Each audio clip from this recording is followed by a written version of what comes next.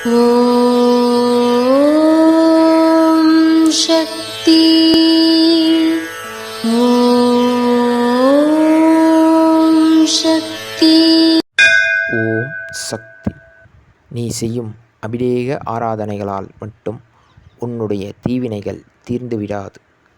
உன் ஆன்மா சுத்தமாக இருக்க வேண்டும்.